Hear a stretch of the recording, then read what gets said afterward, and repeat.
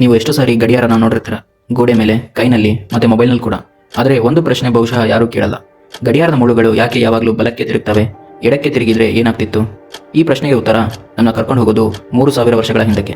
ಆ ಕಾಲದಲ್ಲಿ ಗಡಿಯಾರವೇ ಇರಲಿಲ್ಲ. ಇದ್ದದ್ದು ಒಂದೇ ವಸ್ತು, ಸೂರ್ಯ. ಏನ್ಷಿಯಂಟ್ ಈಜಿಪ್ಟ್ನಲ್ಲಿ ಸುಮಾರು 1500 BCE ವೇಳೆಗೆ ಜನರು ಮೊದಲ ಬಾರಿಗೆ ಸನ್ ಡಯಲ್ನ ಬಳಸೋಕೆ ಶುರು ಮಾಡಿದರು. ಅದು ಹೇಗೆ ಕೆಲಸ ಮಾಡ್ತಿತ್ತು ಗೊತ್ತಾ?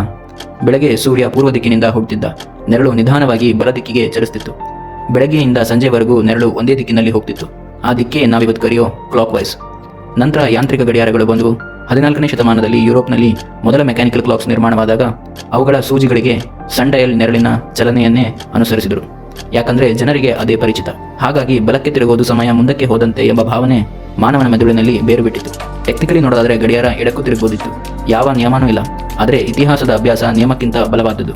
ಅದಕ್ಕೆ ಇವತ್ತಿಗೂ ಸಮಯ ಮುಂದಕ್ಕೆ ಹೋದರೆ ನಾವು ಹೇಳೋದು ಕ್ಲಾಕ್ ವೈಸ್. ಕೆಲವು ನಿಯಮಗಳು ವಿಜ್ಞಾನದಿಂದ ಹುಟ್ಟಲಿಲ್ಲ, ಇತಿಹಾಸದಿಂದ ಉಳ್ಕೊಳ್ತವೆ.